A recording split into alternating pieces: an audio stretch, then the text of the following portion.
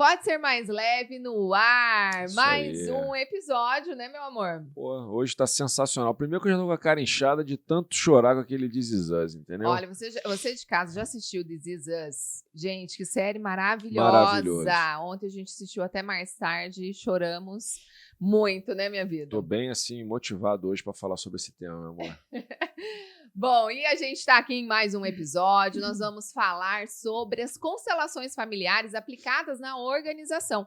Essa lente da leveza, essa lente sistêmica, olhando de forma muito mais profunda para as pessoas que estão ali na organização e também pela aquela empresa que tem uma história, que tem ali os fundadores, que tem todo um aspecto sistêmico por trás. Não é simplesmente ir trabalhar e olhar como uma empresa no mercado, mas ali também tem uma alma. E é um assunto muito interessante para você que é profissional, você que está numa organização, ou você que é empresário, você que tem um time. Hoje você pode ficar aqui até o final, que você vai aprender demais sobre essa lente e como utilizá-la aí dentro do seu universo do trabalho. Não é isso, meu amor? Isso aí, sejam bem-vindos. Eu tô encantado com a nossa convidada, meu amor. Eu sei, ele falou tanto dela aqui, ele que faz as reuniões com os nossos convidados, né?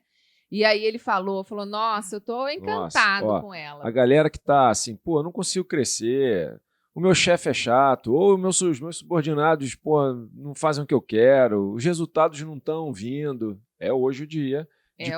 Para ter uma luz aí no fim do túnel. E aproveita, já curte esse vídeo Isso aqui, aí. já se inscreva aqui no nosso canal, compartilhe esse vídeo, vamos levar time da leveza, tô convocando você agora para espalhar essa lente sistêmica para mais pessoas. Então compartilhe esse vídeo, chama aí o pessoal para assistir, que vai ser muito bacana. E também, se você quiser nos acompanhar, não só aqui no YouTube, né, assistindo, mas também quiser nos acompanhar ouvindo apenas no Spotify. Nós estamos no Spotify, tá tudo aqui, ó, na descrição desse vídeo.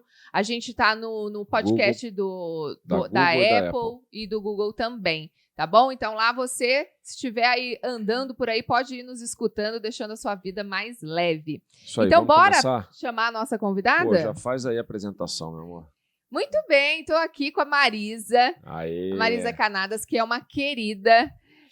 Nós já tivemos, né, juntas em outros momentos, né, Marisa? E quando a gente teve a ideia de criar esse podcast, estávamos selecionando as pessoas para estar aqui, eu falei, poxa, a Marisa tem que ser uma pessoa que não pode faltar nesse podcast, né? Pela sua história, pela pessoa também que você é, pela sua história de vida e pela sua história profissional. Né? Então, muito obrigada pelo seu sim, por você ter aceitado estar aqui. Eu quero que você conte agora, né, para os nossos convidados, quem é a Marisa?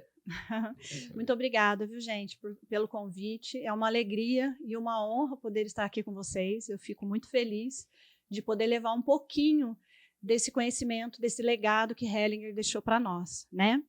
Então, para quem não me conhece, eu sou Marisa Canadas, eu atuo na área de desenvolvimento humano, mais especificamente como gestora de pessoas há 26 anos, vamos dizer, um pouquinho mais, mas eu não vou contar não, senão vocês descobrem a minha idade. Né? Mas eu vou contar só desse tempo de gestão. E eu tive a oportunidade, ao longo dessa trajetória, de trabalhar em grandes empresas, né? Desde multinacional, depois foram mais um bom tempo no terceiro setor, e agora eu estou de novo no privado, né? No setor privado, numa empresa mais ou menos 800 funcionários, onde eu consigo tocar de forma assim, muito profunda e muito próxima o quanto as leis sistêmicas, esses princípios que o Hellinger deixou para nós, eles são ricos, né? Sim. Além disso, o trabalho que eu faço, né, desde 2017, nos workshops que eu promovo, eu fui observando e fui fazendo esse link, sabe? De como isso poderia ser aplicado no meu trabalho, como gestora de recursos humanos. E aí as coisas foram acontecendo, foi brotando cada dia mais essa necessidade.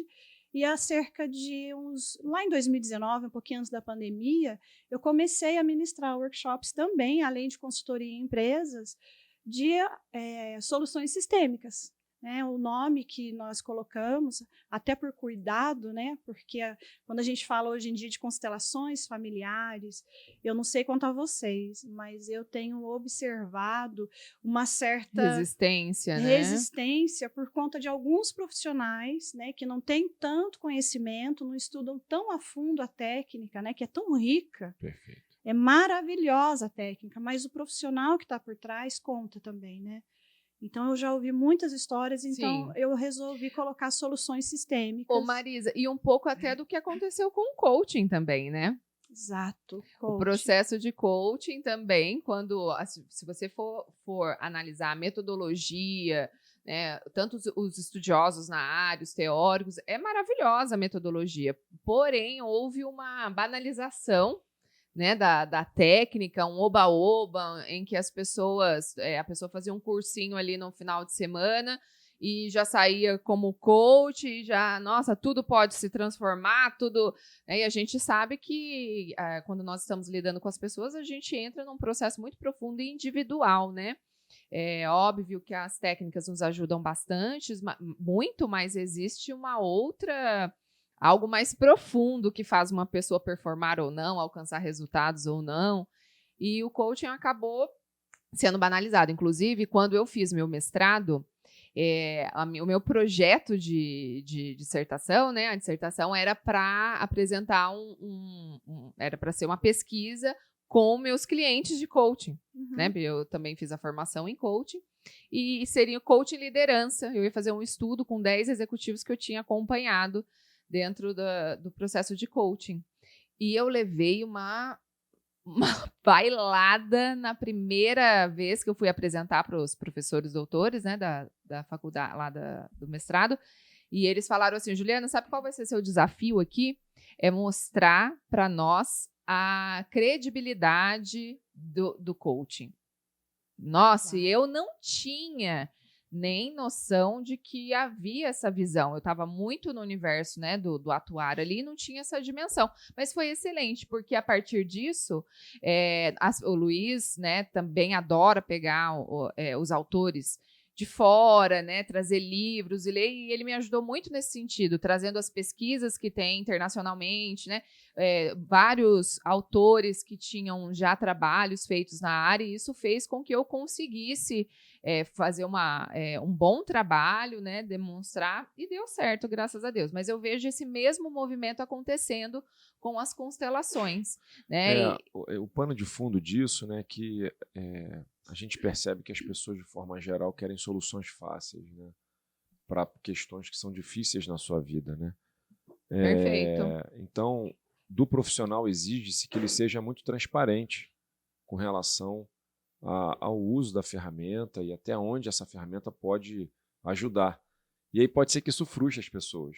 Então, hoje a gente nota nas redes sociais, né, um movimento muito mais de prosperidade, né, com pouco esforço, né, ou com esforço ali que está fácil, né? Então, é muito bom você ter falado isso, Marisa, porque realmente as pessoas, na hora de contratar, né, precisam estar atentas se está alinhado com aquilo que ela espera realmente, né? A sensação que eu tenho é que, e você atendendo também, talvez você tenha essa sensação, muitas pessoas chegam, e eu digo, né, eu sempre, às vezes as pessoas me procuram e falam, eu tô tão curiosa para saber como é que é essa constelação, né, eu tô curiosa. Eu falei, então, você não vem, tá? Então não precisa nem vir.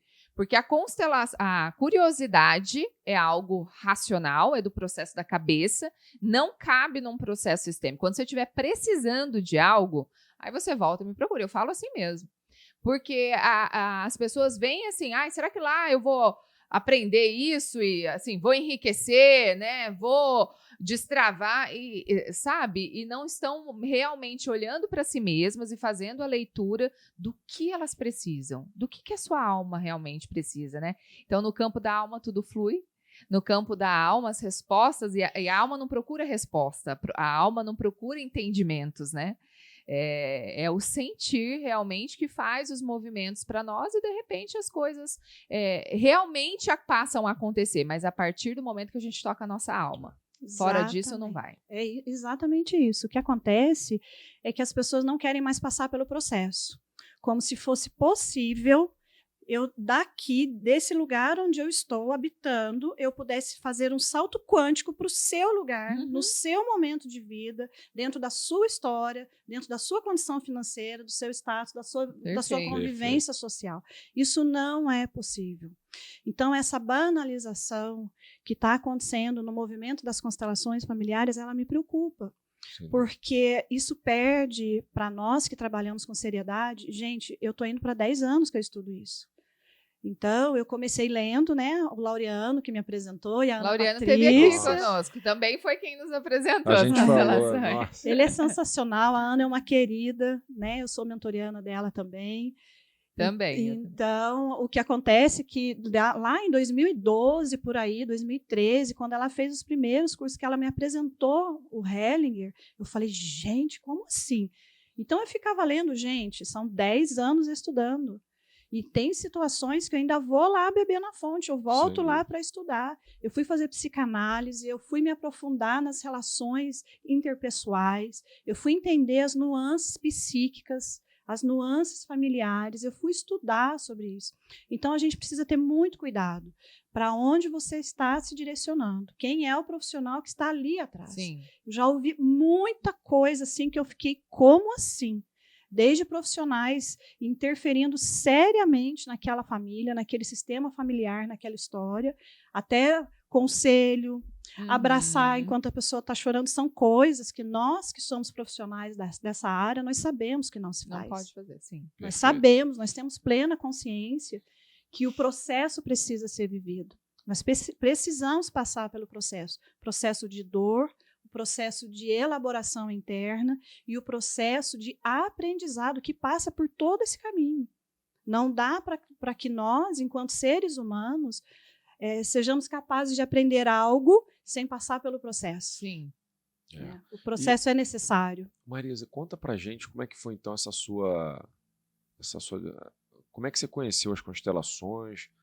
Foi em algum momento específico na sua vida? Ela te ajudou pessoalmente? Como é que...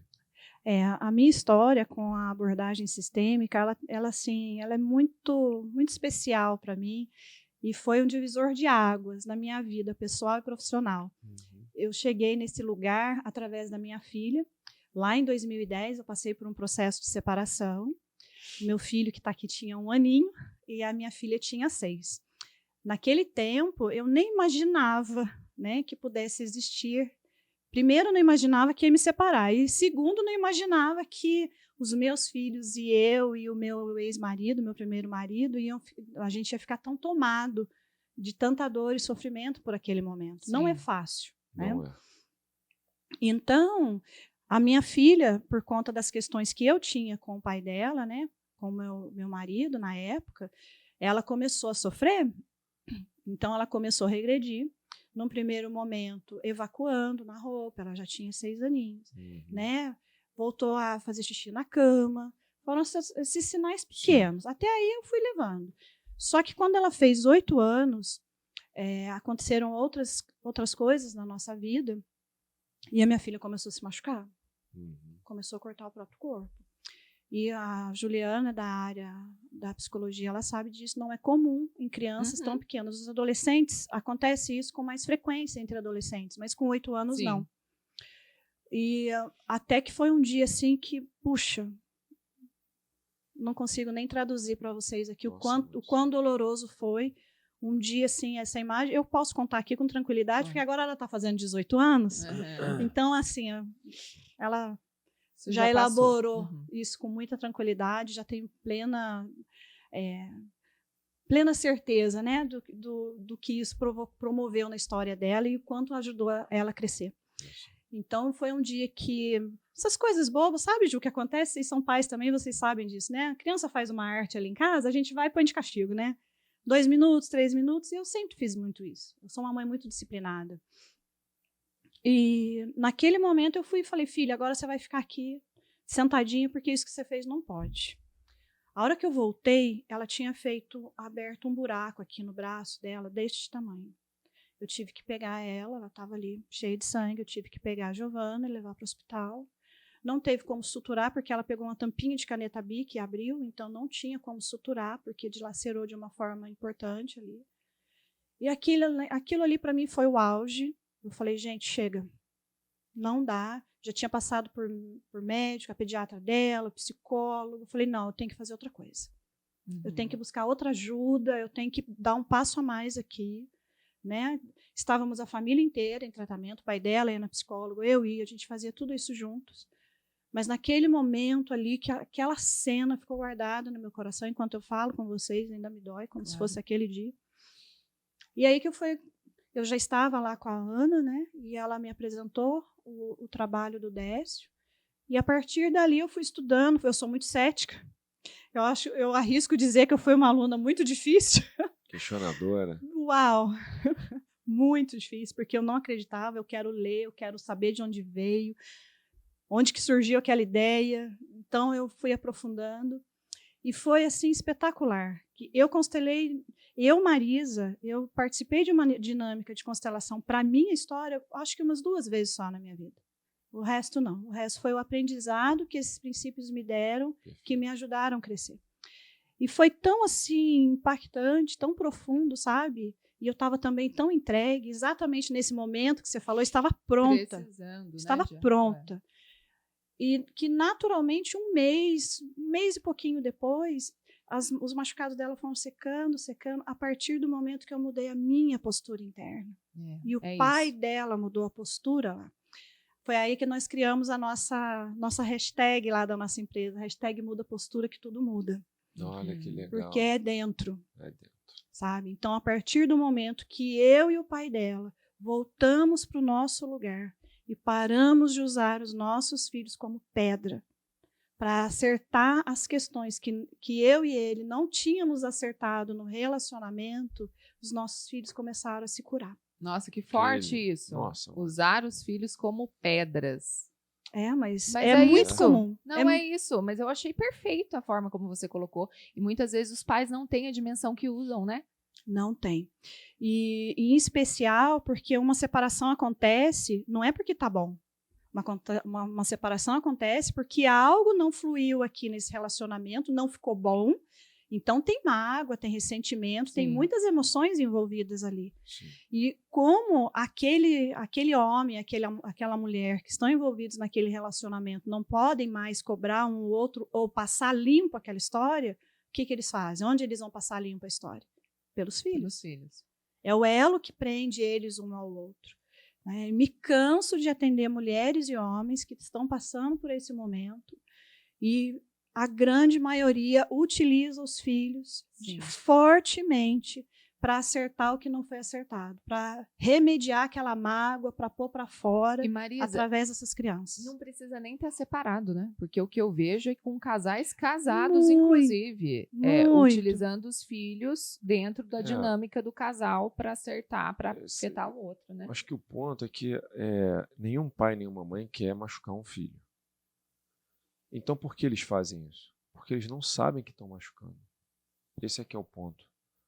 Por isso, essa visão que a gente aprendeu, continua aprendendo com ele, de que quando a gente olha o nosso filho, na verdade, ele é uma representação, ele possui dentro dele o pai e a mãe, aí, imediatamente, me exige uma postura de respeito, minimamente, porque lá dentro dele o pai também reside. Então, veja, como não tem esse conceito de forma clara para os pais, falar mal da minha esposa ou da minha ex-mulher, da minha primeira esposa, perante a minha filha, está tudo bem. Porque eu não realizo que, na verdade, eu estou falando mal da mãe dela. Esse é o ponto. Porque, no fundo, nenhum pai, nenhuma mãe quer machucar um filho. E aí começa também, né, Marisa? Na verdade, começa pela nossa própria relação com os nossos pais. Porque se nós estamos desconectados com os nossos pais, a gente também não vai conseguir ver que o nosso filho, aquela conexão que eu tenho lá com a minha mãe e com o meu pai, se ela é forte, eu entendo que para o meu filho também é, com a mãe e com o pai, né? Exato.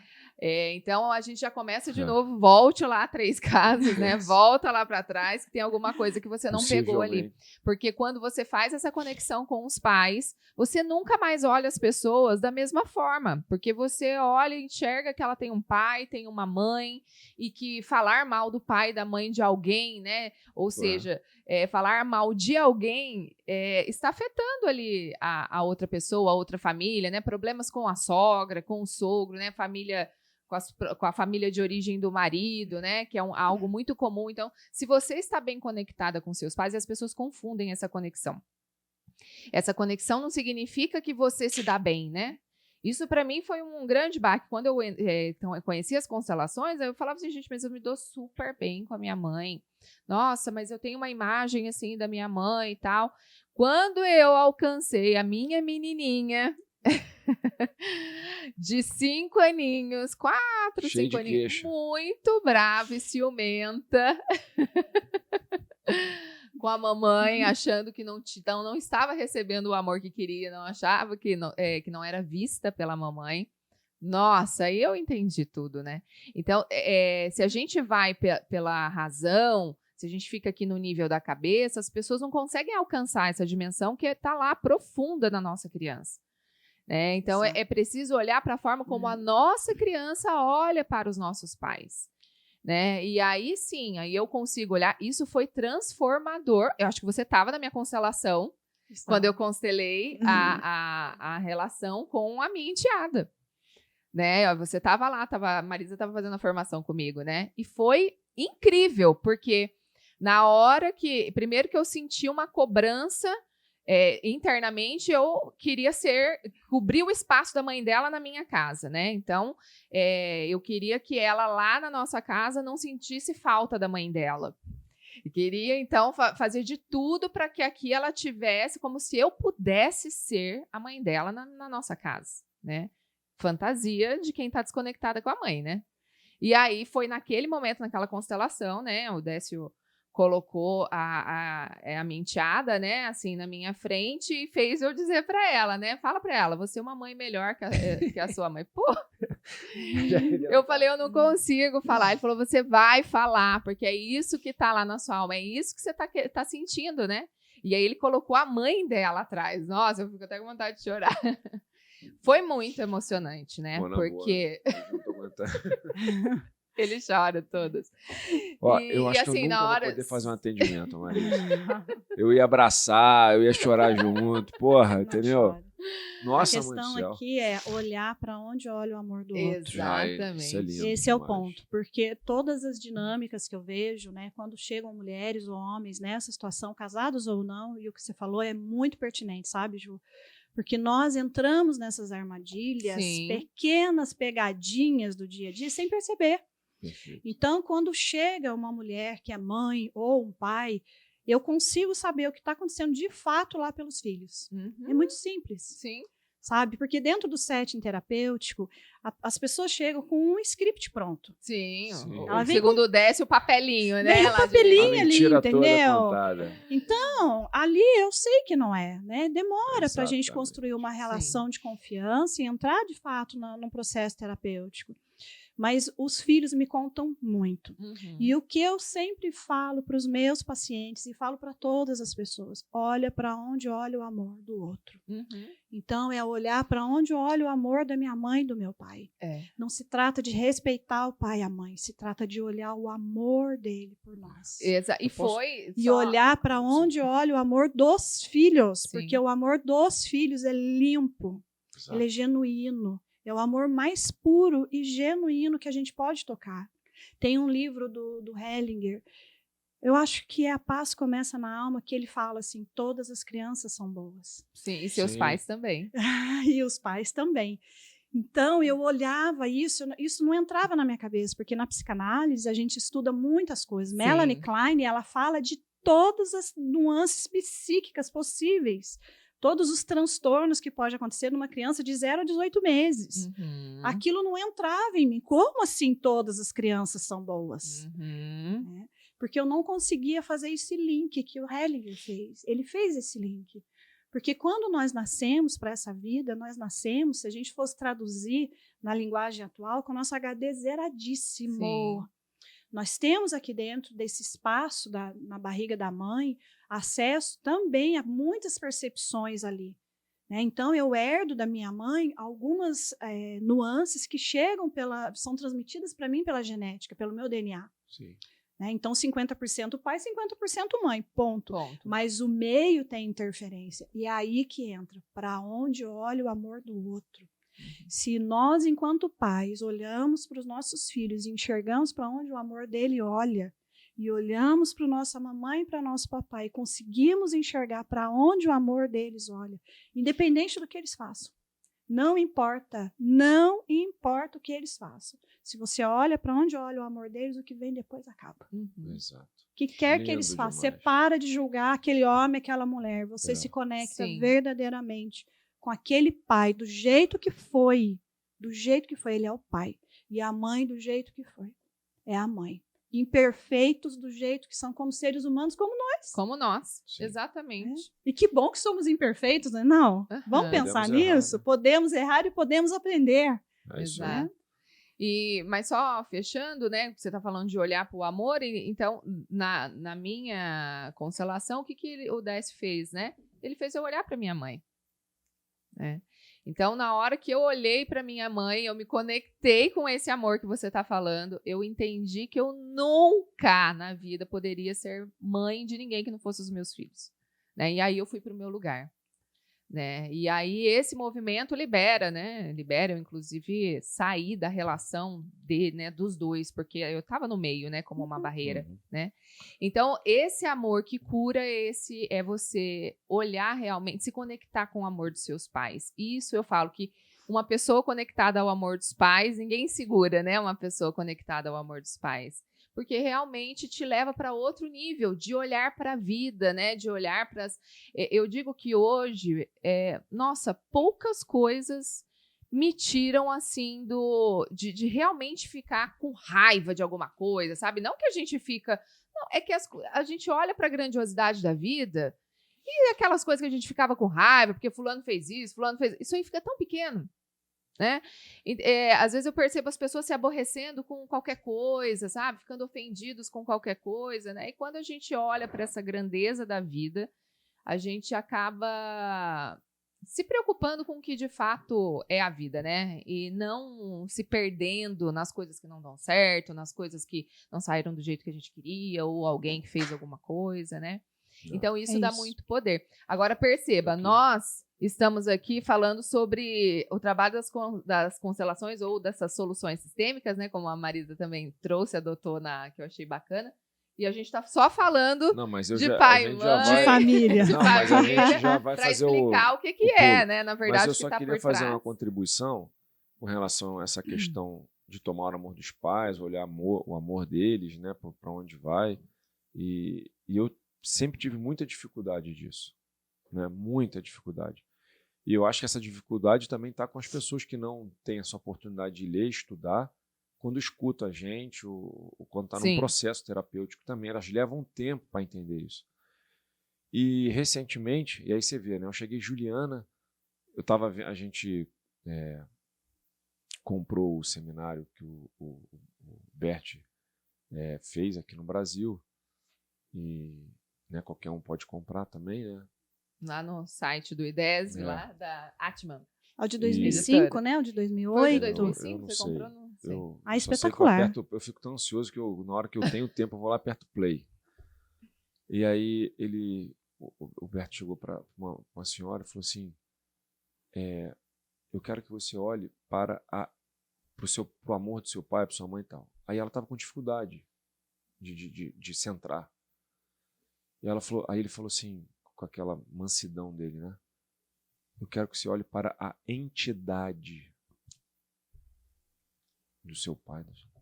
Percebe? Tirar a humanidade, né? Assim, não é a pessoa, mas é a entidade. Porque veja, se você olhar sobre a questão daquele que planejou essa obra, de quem é o seu pai, de quem é a sua mãe, e de que você vive porque eles são seus pais. Essa obra, quando você olha para isso, aí você consegue, pelo menos, alcançar, né?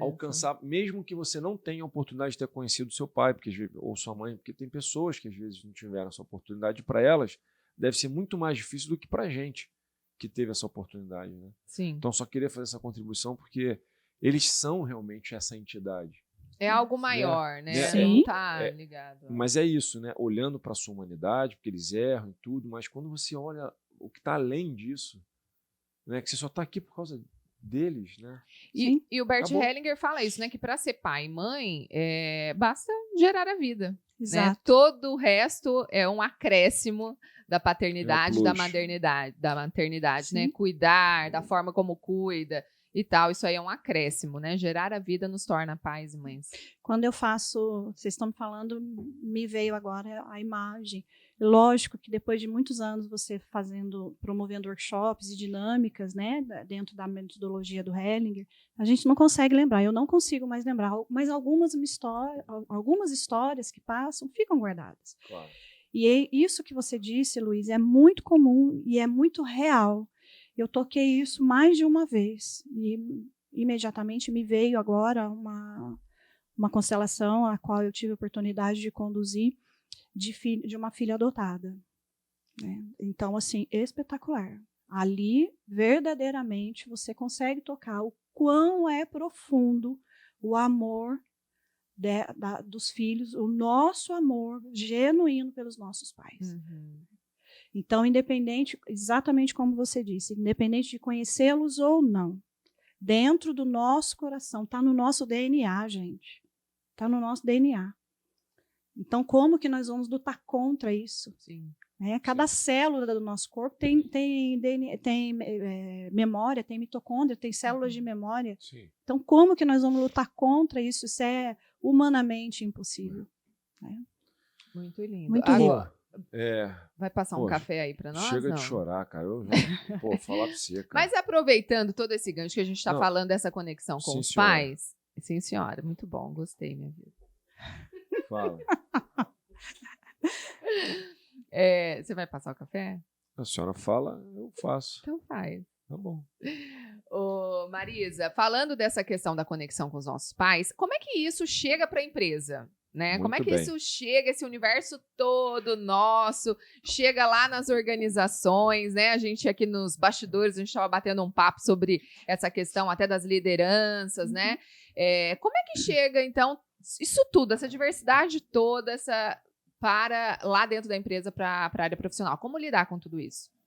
Então, no início, né, quando eu fui apresentada a todo esse manancial de informação e aos princípios sistêmicos e tudo que estava envolto, né, nessas dinâmicas de vida, eu voltava para o trabalho. Na época eu estava gerenciando uma empresa de terceiro setor, de RH, né, do terceiro setor, mais de 2.000 pessoas, fazendo programas de treinamento. Nossa, então um dos nossos programas de treinamento era para 2 anos, né? Então, assim, eu ficava, gente, como é que eu faço para trazer isso para cá?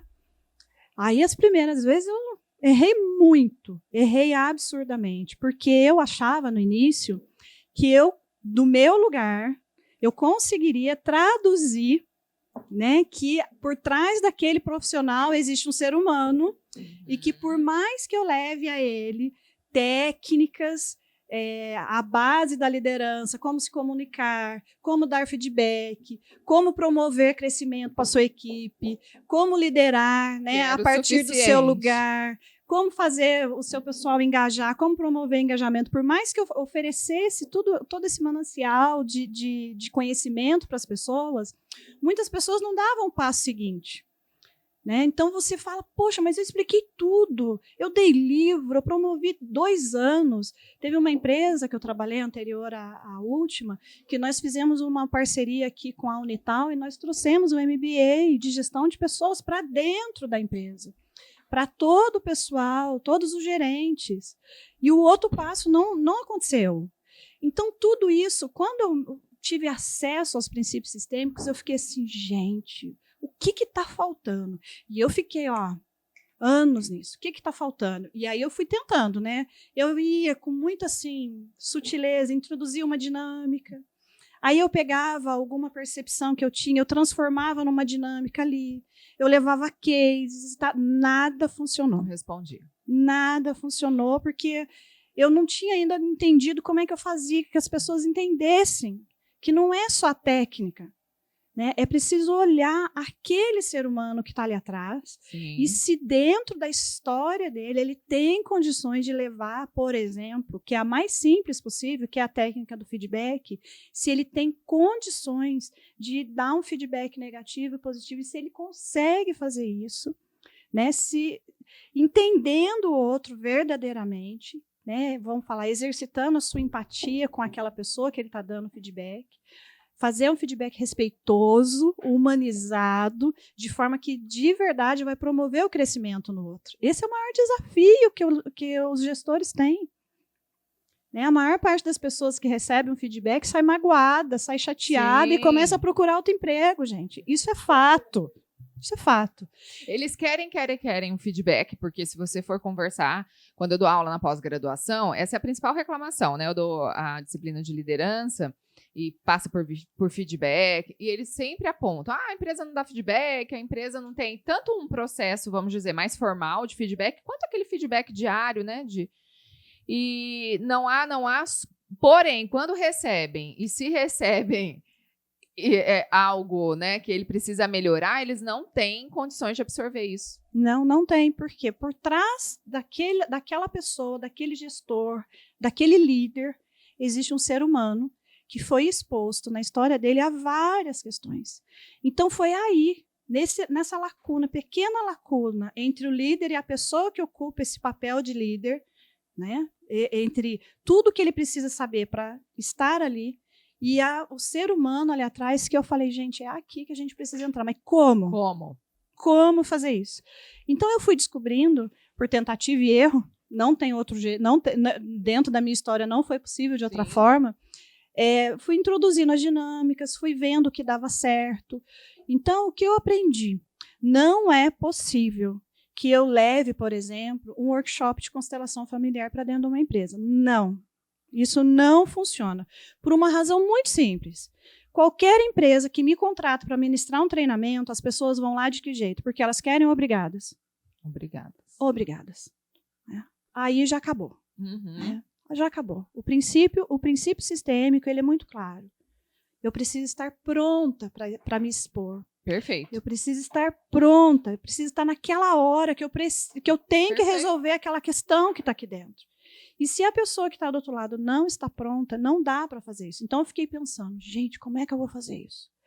O que eu criei? Eu criei um sistema interno, tá? Esse é um jeito que eu fui aprendendo, tá, gente? Jeito de novo, Marisa. Por tentativa e erro. Como eu faço? Eu levo os princípios sistêmicos, trago essa nuance para aquele contexto, né, daquela empresa, daquela história, e eles sozinhos vão fazendo o link.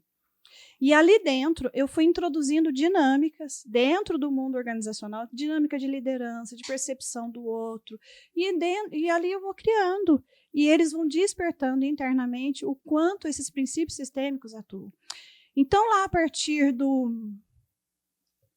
não sei dizer, terceiro, quarto encontro, eu já consigo falar um pouco mais abertamente desses princípios. Aí eu vou lá trabalhar com aquela pessoa que está ali atrás. Aí a gente consegue aprofundar, porque eles pedem. Mas tem que ter um preparo, né? As pessoas precisam olhar. Eu tenho um feedback, né? Eu movimento bastante o meu Instagram, Marisa, e eu tenho um feedback principalmente das mulheres que me seguem, fala assim, nossa, Ju, eu não tinha assim a dimensão, ontem mesmo, a minha médica, ela falou, não tinha dimensão que isso atuava na minha vida. Só foi possível na hora que eu vi você falando. Eu falei, gente, é isso que está acontecendo aqui. Então, de alguma forma, as pessoas precisam olhar esses efeitos e conectar com elas, né? Porque o primeiro passo é o despertar. É o primeiro. É você olhar e falar assim, opa, isso que eu estou fazendo aqui não tá legal, tem alguma coisa errada, tá gerando alguma coisa. E aí você vai caminhar para o processo, né? Mas o primeiro passo é você se dar conta. E muitas vezes, né, e a gente está vivendo uma geração de mulheres e de pessoas em geral anestesiadas, né, que elas não conseguem, elas estão só tocando o barco, vivendo um dia atrás do outro, sem perceber ter noção daquilo que ela faz, dos resultados que ela gera, como é que os filhos estão, como é que o trabalho tá, parece que ela só dorme e acorda e vai cumprindo aquela tarefa. A gente está no raso. A gente só está no raso. E esse efeito também foi possível, de certa maneira, Porque na geração anterior havia-se uma necessidade de lutar pela sobrevivência, né? Literalmente, né? De trazer comida para dentro de casa, né? Essa era a realidade de muitas famílias. Então, esse era um objetivo. Hoje, o mundo ele prosperou, né? Ele se tornou mais rico em vários aspectos, em várias áreas do conhecimento, em várias áreas de serviço. Hoje a qualidade de vida do ser humano ela é muito superior a 100 anos atrás, a 50 anos atrás. Sem e ela vem dúvida. melhorando. Então, isso faz com que nós também, por termos essa facilidade, essa geração, eu até comentei o caso do pessoal lá que os jovens que estão minerando bitcoins e não fazem nada, põe meia dúzia de computador e fica ganhando dinheiro lá. Beleza. Mas, e aí? Quer dizer, é fácil se ganhar dinheiro hoje, muito mais fácil do que antigamente. Estou dizendo que sim. é fácil, mas é mais fácil do que mais antigamente. fácil do que antes, sim. Então, o dinheiro traz facilidades que nos deixam adormecidos. Eu não estou querendo justificar. Só estou falando que, às vezes, você está falando do contexto. O contexto atual favorece isso. Facilita que eu fique anestesiado. Pô, eu pago as contas, consigo fazer um negocinho, os filhos estão na escola ali, papapá. E uma rotina de trabalho muito intensa, né? Exato. Muito... É isso aí, mas vamos lá brindar. Vamos brindar, Vamos. gente. Eu quero... A nossa... Ô, Renan, faz uma foto nossa aqui, brindando, por favor. Eu quero falar aqui do nosso patrocinador. Vamos lá. Vamos fazer uma foto. Cara, eles são demais. Obrigada. Vamos ter que tomar, né? Ó, tem adoçante isso. Tem adoçante, tá sem, tá? Quero falar do nosso patrocinador, a Girassol Funcional, Alimentação Funcional. Gente, para nós que, né, nós estamos no momento também mais preocupados, né, Marisa, com a nossa alimentação. A gente passa grande tempo fora da nossa casa, né? Então a Girassol tem um cardápio vasto de opções de bolos. Também na parte até do salgada, né? Ela tem os congelados pra gente ter em casa, tá no escritório. Eu, por exemplo, lá no escritório, né? Põe no micro-ondas, né? Esquenta. Super prático. Super prático. E você vê que tem qualidade, tem sabor. Muito caprichosa. Ela é muito caprichosa. Tudo chega assim de forma muito impecável. As embalagens, a gente sente assim um amor, né? Por tudo que ela faz. A Fabiola. Então tá aqui, ó, na descrição também tem aí o @, da Fabiola, do Girassol Alimentação Funcional. Ela faz uns bolos de aniversário. Olha o tamanho dessas nozes aí. Ela faz um bolo de aniversário, aqueles lindos, todo decorado, tudo de produto funcional, nada. Não precisa ficar com dor na Nossa, tá consciência. maravilhoso. Mas pode comer sem dor na consciência. E olha para você ver, um bolo de coco hoje com nozes, adoro. amêndoas, maravilhoso. Fabiola, aqui ó, o nosso brinde é para você, obrigada. Conheçam o trabalho dela que vale muito, muito, muito a pena. Deixa eu provar também, né? Na verdade, eu já comi um pedaço lá em casa, sabe? Não vou Tá maravilhoso. Não vou Ela não mentir. aguentou. Eu não aguentei, falei, não, eu amo. Eu falei para ela, Fabiola, vai ser de coco, eu adoro. Mas agora olha, tá todo mundo com a boca cheia, uhum. ninguém vai poder falar. Mas, ô Marisa, eu tinha uma pergunta para te fazer, que é o seguinte. Eu acho que também tem muito mimimi. Muita turma que se faz de vítima. A gente já falou isso em outros podcasts, essa dinâmica triangular da vítima, do vilão e do herói. Eu vejo muito isso nas empresas, mas direto. É muito comum. E o pior, desculpa, só para contextualizar melhor, e o pior é quando o cara coloca o vilão, a própria empresa, não é nenhuma pessoa, ele põe a empresa como a vilã. Já. Aí fica muito difícil, né? Porque essa é uma dinâmica que ela desconstrói a confiança, ela não é favorável à busca de soluções, porque as pessoas ficam escondidas nesses papéis, né? E o pior de tudo é quando aparece algum valente querendo ser o herói, né? Para resgatar então esse cara dessa, vamos dizer assim, dessa opressão que de alguma maneira a empresa faz, né? A empresa ou quem quer que ele coloque lá como vilão. Então eu não sei, Marisa, eu ainda assim me identifiquei muito com o que você disse, né? Eu sinto que ainda tem uma caminhada ainda de como que as pessoas possam realmente se engajar e começar a colocar aquele sentimento de dono que a gente estava falando antes. Porque enquanto ela não perceber que isso faz bem para ela, porque faz, esse eu acho que é o grande ponto, ela acha que pelo fato dela contribuir com a empresa, de alguma maneira não está equilibrado. A gente poderia até falar sobre essa questão do equilíbrio, né? Uhum. Entre servir e ser servido, que eu acho que é legal também. Mas existe uma visão muito de sempre achar que está desequilibrado ou que a empresa deve alguma coisa ou não está justo alguma coisa, então ela não se entrega, ela não se desenvolve, ela não conhece mais pessoas, ela percebe que fica, aí ela fica estagnada. Aí reclama que queria ganhar mais, que não sei o quê, mas não consegue perceber que tudo parte dela. Até mesmo decidir, olha, então eu vou arrumar um emprego melhor que o meu. Mas para isso ela precisa se desenvolver. Para falar sobre isso, eu preciso voltar um pouquinho aqui na Excelente. História, né? Vai lá, Maria. O que acontece é que a nossa legislação trabalhista, por muitos anos, só mudou em 2019. Pensa que ela é de 1943, a nossa legislação trabalhista, né? A primeira versão dela, e só mudou em 2019. Então, havia um item lá, um artigo que falava do princípio da hipossuficiência. Eu não vou me lembrar aqui o artigo que é. Por que isso aconteceu? Porque, imagina, nos anos 60, nos anos 40, vamos pensar lá em 1940, né, quando a CLT, a primeira edição foi assinada e foi promulgada. Nós estávamos num período pós-guerra. Sim. Se existia trabalho, era o patrão que mandava e as pessoas trabalhavam e trabalhavam muito, não existia restrição de carga horária, não existia nada. Era um trabalho muito árduo naquele tempo. Então, essa imagem de que o patrão ele vinha cercear esse trabalhador e vinha oprimir esse trabalhador se construiu lá atrás.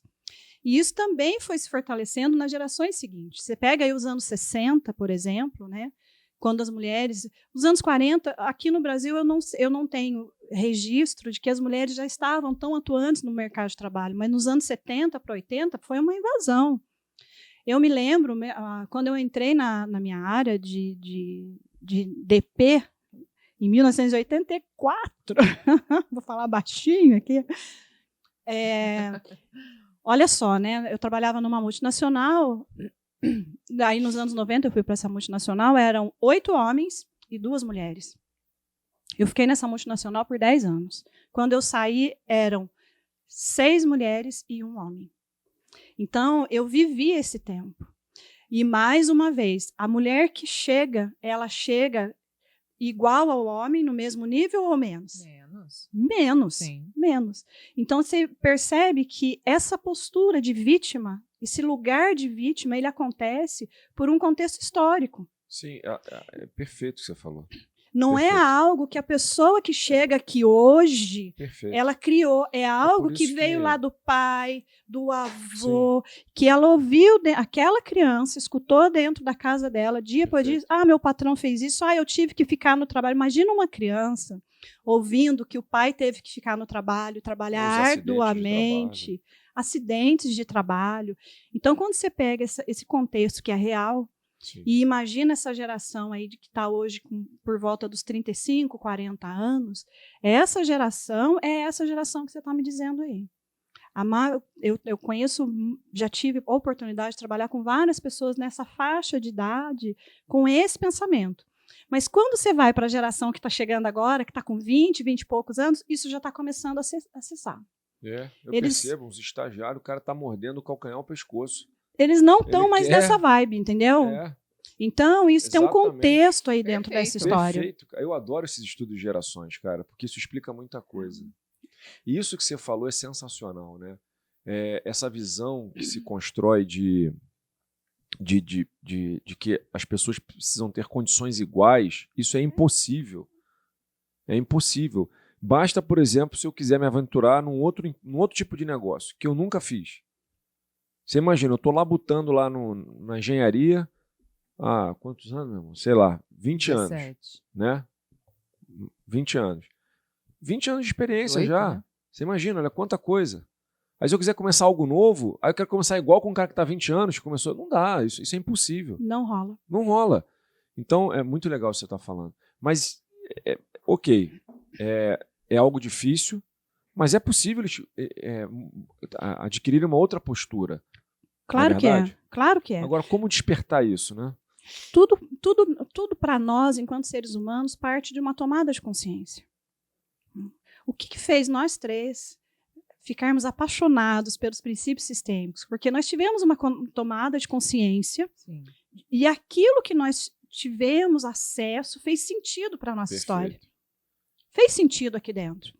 Então, quando eu chego nas empresas e vou falar sobre esse triângulo dramático, que é assim que a gente chama na psicologia, né, o triângulo dramático, eu entro mostrando, além desse contexto histórico, mas aprofundando um pouco mais naquele ser humano que está por trás desse comportamento. Porque, veja, quem ocupa esse lugar de vítima é o manipulador do sistema dentro da empresa. Tá? Exatamente. Ponto. Ele manipula o sistema inteiro em favor dele. É isso aí. Não tem conversa ali. E olha, se ele tem um salvador, pior ainda, porque lá na frente, esse salvador é que vai virar o perseguidor ou que vai virar a vítima.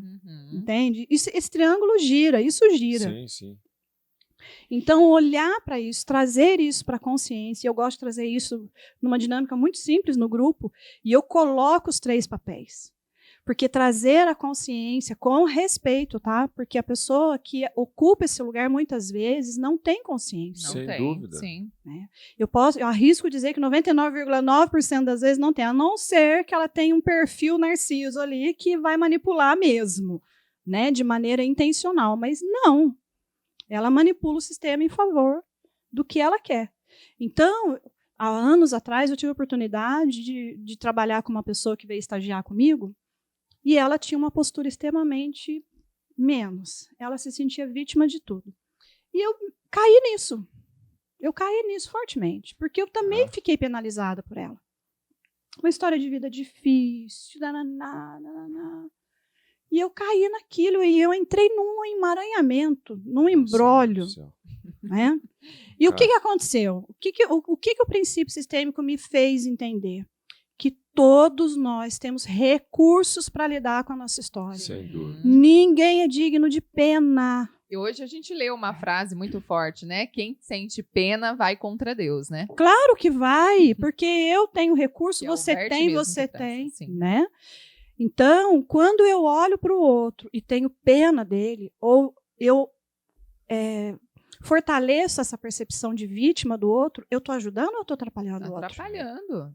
Tá reforçando, né? Que ele não é capaz. capaz. Potencializando esse lugar dele de que ele é um pobre, coitado, necessitado, e que o mundo inteiro está contra ele. E no lugar de líder, qual que é o meu papel principal? Desenvolver as pessoas. Desenvolver as pessoas, ajudar as pessoas a crescer, elevar as pessoas para outro nível. Mostrar dentro da história mais, delas, porque a partir Dentro da do história contexto delas, a dela. empresa cresce. É isso aí. Eu gosto muito de Peter Drucker, que ele fala muito das organizações como empresas, como comunidades de crescimento, né? Sim. Então, e eu gosto muito dessa história. O meu papel, quando eu vou trabalhar numa empresa, eu trabalhei em 4 empresas na minha vida inteira. Quando eu vou trabalhar, eu escrevo a minha carta de missão, eu escrevo o meu propósito naquela empresa. Eu gosto de fazer isso. Legal. E eu fui repassar esses dias atrás, porque eu guardo muita tranqueira, né? As coisas. Nem gosta de escrever, né? Não. Eu gosto. Então, eu fui ver uma declaração de missão que eu fiz na empresa anterior Isso é muito legal. a essa. Enquanto eu estiver aqui, o que eu queria fazer naquela empresa, enquanto eu estivesse ali na gerência de recursos humanos. E eu me dei conta que aconteceu, porque as pessoas até hoje, faz 6 anos que eu saí dessa empresa, as pessoas daquele RH, da equipe que ficou lá, que me conheceu, eles ainda falam, nossa, olha, a gente está fazendo isso do jeito que você deixou. Né? Por quê? Essa é a minha missão como líder. Se a gente for olhar bem, todos nós, enquanto seres humanos, nós precisamos exercer esse papel de autoliderança. Sim, né? primeiramente. Primeiramente. Né? É o único jeito de eu sair desse lugar de vítima, quando eu me responsabilizo por mim, pela minha história. Eu faço gestão da minha história, aí sem mimimi. E o Bert tem uma frase sobre isso, né, Marisa, que é quem lamenta não quer resolver, né? Quem lamenta quer ficar naquele lugar. Claro. Então, e aí eu acho bacana isso que ela trouxe sobre a isca. Quantas vezes nós E até por uma questão cultural, né? A gente aprende essa questão, não que a gente não tenha que ser solidário, não que a gente não tenha que contribuir com o próximo, mas a gente tem que contribuir sem afetar a dignidade das pessoas. No sentido de que quando eu vou lá e ajudo de uma forma em que não resta mais nada para a pessoa fazer, eu entreguei tudo, eu estou dizendo para ela assim, olha, meu filho, coitado de você, né? Você é tão sem recurso na vida, né? Que eu tive que vir aqui te dar tudo, né? Porque coitado de você. Então você reforça, você tira a dignidade do outro e ele fica acreditando ainda mais na própria história, né? E outra coisa, né, Marisa? Normalmente, quando nós nos portamos assim com as pessoas, sentimos pena, vamos lá e fazemos muito pelo outro, nossa, gente, aí o outro fica bravo. Claro que fica. Como é que ele vai equilibrar esse negócio aqui? Exatamente, né? Ele fica bravo porque é muito comum a pessoa reclamar que, nossa, aí a pessoa nem agradeceu, a pessoa virou as costas para mim, não reconheceu aquilo que eu fiz, né? Porque naquele momento você faltou com respeito a ela. Claro. A sua dignidade, você tirou tudo e a pessoa também ficou sem condição de trocar, que é um princípio sistêmico. Quando nós estamos na relação com iguais, né? Relacionamento casal, amigos, trabalho, né? Todas essas relações são relações de troca. E se eu dou muito mais do que o outro é capaz de me dar, dá ruim, né? Fica devedor. Ele fica devedor o tempo todo. Eu adoro essa lei do equilíbrio, é muito interessante. Mas ainda sobre ajuda, né? Aquele que verdadeiramente quer ajudar, ele espera não precisar ajudar. Claro. Que o outro consiga. Que é uma interferência, né? É igual criar filho, gente. Para mim é tão simples isso, né? Então eu olho lá a minha equipe. Eu sei, claro, de onde eu estou olhando ali, eu sei o potencial e o talento de cada um. É óbvio que eu não vou oferecer algo para aquela pessoa ou para algum membro da minha equipe acima do que eu sei que ele tem capacidade de me entregar. Né? A gente precisa ter esse olhar também para a capacidade de entrega do outro. Mas não tratar o outro como menos, porque daí eu estou nivelando por baixo. Né? Não olhar, não, ele não consegue fazer, não vou dar esse serviço porque ele não consegue. Não, eu vou lá, eu passo aquela atividade, passo a responsabilidade, e aí eu volto uma outra máxima, né? Quem fiscaliza o processo não pode cobrar resultado, certo? Então eu não me preocupo com isso. Eu vou lá e vou olhar para o resultado. Aí esse gestor, esse líder, ele precisa estar muito atento nesse lugar. Porque eu me canso de ver líderes querendo rachar a cabeça daquela pessoa no meio, para que ela entenda que é para ser feito daquela forma. E acaba cerceando a criatividade e o talento daquela pessoa que está com ele. Aí vem o que a gente fala, a pessoa está realmente ocupando o lugar dela. Né? Ela realmente tem como aptidão, líder, né? Tem talento, tem o potencial para estar naquele lugar, sabe? Então, muitas vezes, nós optamos nesse lugar, a gente quer rachar a cabeça do outro, a gente tira o sangue daquela pessoa para ela entregar aquele resultado, mas se ela não tem aptidão, ela pode querer, mas se não adianta. Então, é melhor você olhar com um olhar mais preciso, com muito respeito também por aquele profissional. Pela pessoa. Né? Porque nós precisamos alinhar nossas expectativas o tempo todo com quem trabalha conosco. Marisa, tem um detalhe que eu até falei recentemente com a turma, que é sobre a questão da hierarquia. Eu adoro a hierarquia sob o ponto de vista de organizar. Ela mantém a disciplina, ela estrutura, define os papéis. Ela é importante por isso. Claro que é. Por outro lado, ela prejudica o processo criativo. Porque muitas vezes uma pessoa que está numa posição hierárquica inferior não consegue propor soluções criativas que estão numa alçada que é nebulosa.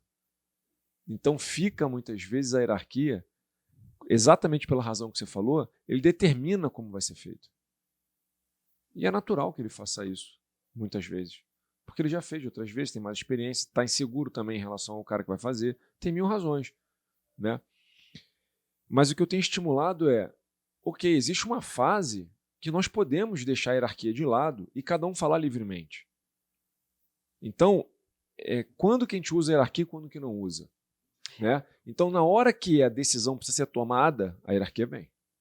Na hora que nós estamos no campo das ideias, desenvolvendo projetos, nós estamos numa fase ali Nessa hora é melhor deixar a hierarquia do lado de fora da sala. Estamos todos aqui como iguais, propondo soluções para um determinado problema. Porque senão, chega no meio de um evento desse, a hierarquia fala mais alto. As pessoas seguem o que o líder está dizendo, em vez de colocar suas próprias ideias. Isso é um desafio, porque como é que eu vou setar meu cérebro? Não, agora... Tá. E as pessoas acabam se submetendo à presença de um líder numa reunião. Claro que se submete, até mesmo porque... Querem agradá-lo, querem não sei o quê. Eles estão com a carteira em risco ali também, né? Isso não dá para ser negligenciado, isso é real. Né? A questão aqui é um pouco, quando a gente fala de hierarquia, a gente precisa primeiro explicar como é que funciona isso. Explicar não, entender muito claramente. Porque, veja, um CEO de uma empresa, ele está lá por que razão? Quantos anos essa pessoa estudou para estar lá? Quanto tempo de experiência ele tem? O que ele se expôs na vida? O que ele arriscou na vida para ocupar aquele posto? Então, naturalmente, ele vai ocupar aquele cargo, não porque ele passou lá do operacional e chegou lá, porque ele investiu muito mais tempo, disposição, energia, atenção da vida dele para ocupar aquele lugar. Aí eu chego aqui no operacional e está lá aquela pessoa lá em cima. Você acha que é possível que essa pessoa se sente do meu lado e eu me sinta à vontade com ela? Não vai ter jeito.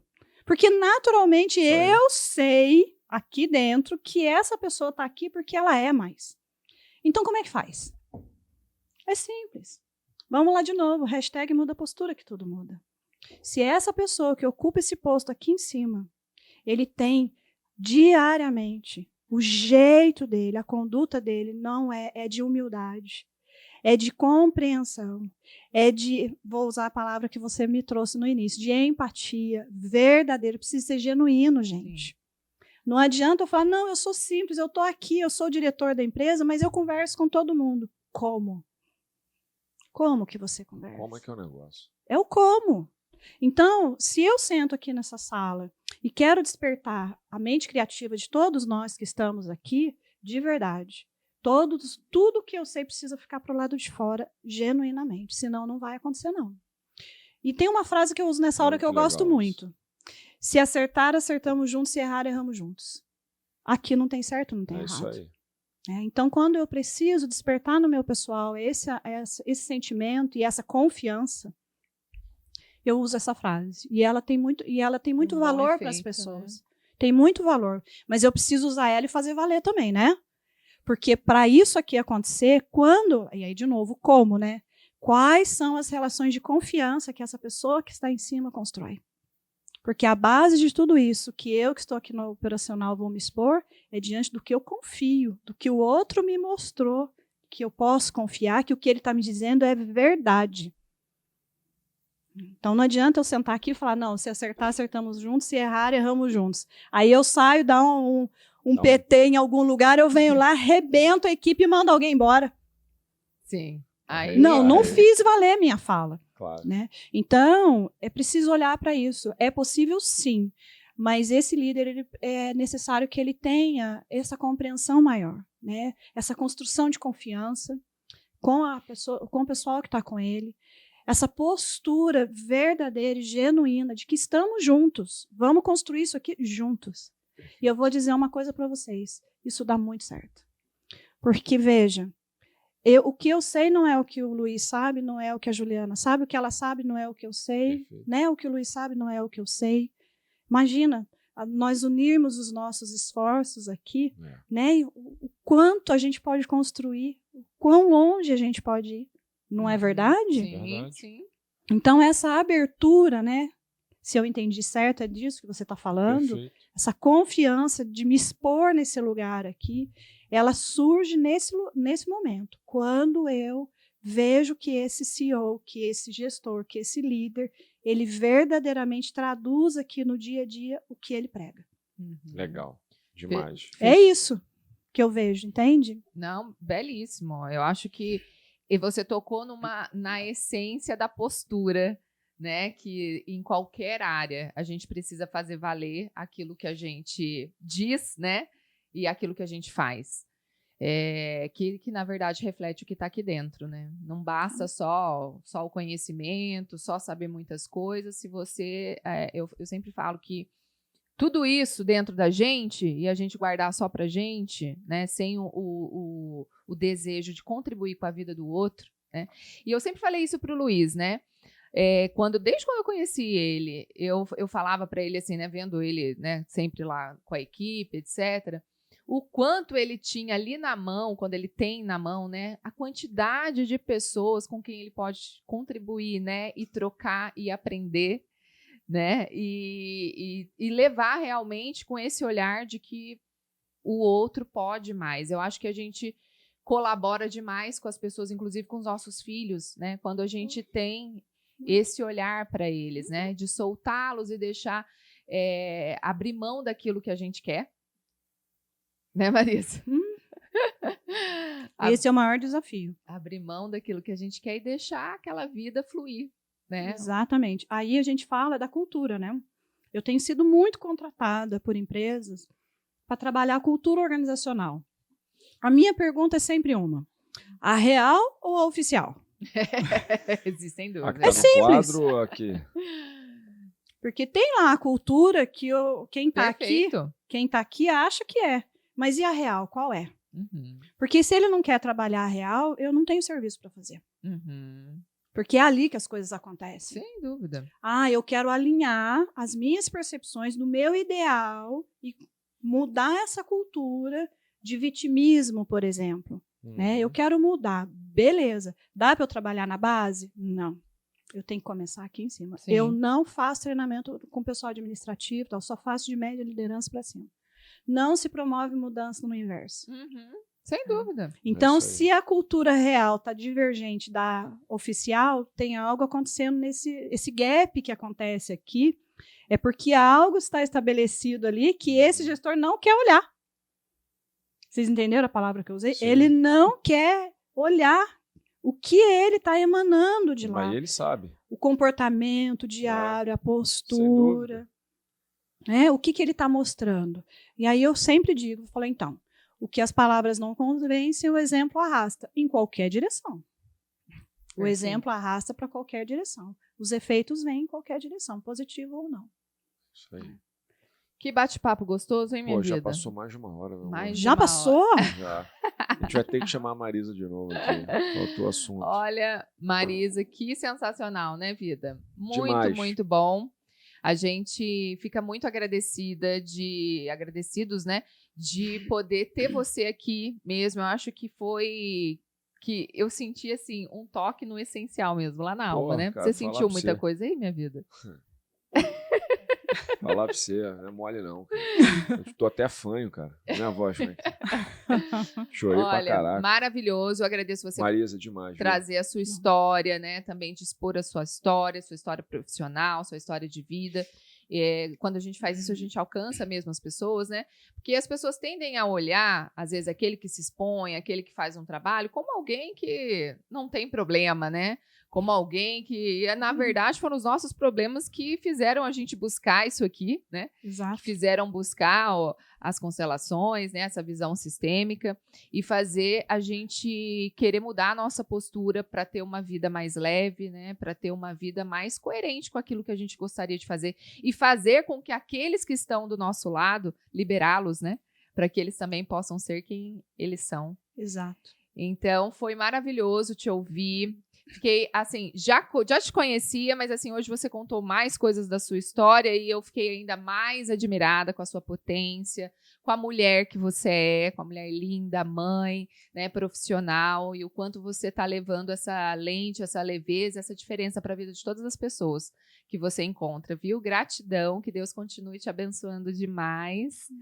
E eu quero poder ter você mais vezes, né? Nossa, quando eu liguei para Marisa, falei assim, Marisa, eu quero convidar você para o podcast. Eu convidei primeiro para a live, né? Foi. Aí a Marisa, nossa, mas eu com a internet, né, com a tecnologia, eu preciso ver. Vamos destravar essa tecnologia aí para a gente levar essa voz para todo mundo, hein? É isso.